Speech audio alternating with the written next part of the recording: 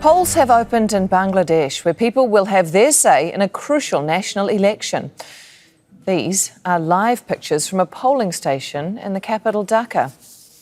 Nearly 127 million eligible voters will cast their ballot in what's being seen as a key test of the country's return to democracy.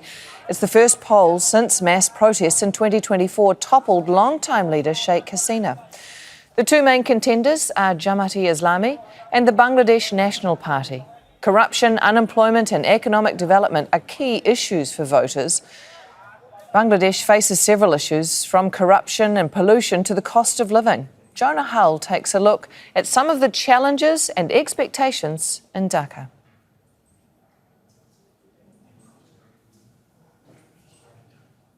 The noise, the dizzying movement, a thick blanket of pollution you can feel and almost taste. The Bangladeshi capital is regularly ranked one of the least livable cities on earth. It's also one of the fastest growing and most overcrowded. And there aren't enough houses or jobs, water or sanitation for all these people. Inflation is high, poverty is everywhere. If you were going to look at priorities for the next government, you'd have to start right here. Then there's corruption. It's a huge problem here, both big scale and small, from the bribes people pay for basic services to the officials who rely on kickbacks to make a living.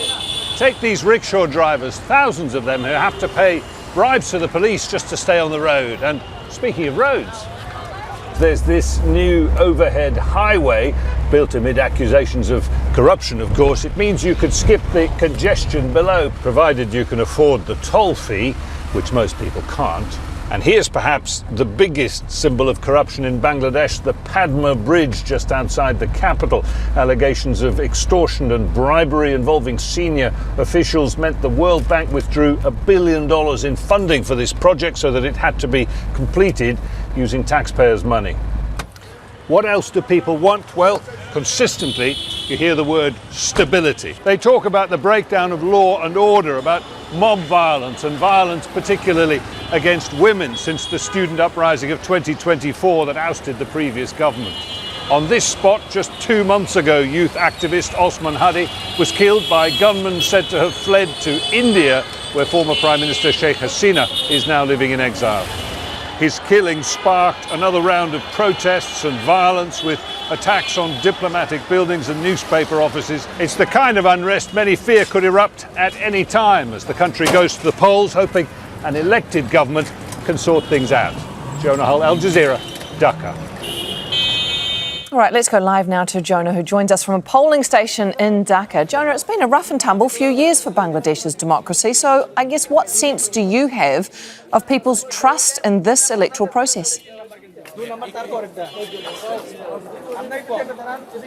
Well, you know, on the evidence of the scenes around me here and at other polling stations we've passed this morning, quite a lot of hope, certainly, and a certain degree of trust. People out, many of them, many young people voting for the very first time, because the last 2 or 3 elections in this country weren't sort of worth bothering to turn out for many people who didn't have a party to vote for. They were one-party election contests. Let's take a look inside as you look at this queue of voters waiting to take part. 127 million registered voters, 50 or more parties for them to choose from. The first vote, of course, since the student uprising in the summer of 2024, 18 months ago.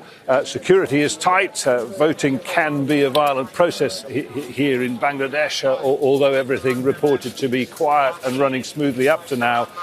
2 main parties out front in this election, as you were describing there, with an array of parties in coalition with them. The Bangladesh National Party on the one side, led by the husband of the son of the first female Prime Minister of this country, Khaleda Zia. He's promising a clean era of politics ahead. On the other side, the self-described Islamist Jamaat-e-Islami party in coalition with the students who formed their own party after the uprising, the National Citizen Party. So, Jonah, it's not just a vote for any of those parties. There is also a referendum on the Constitution. What does that involve?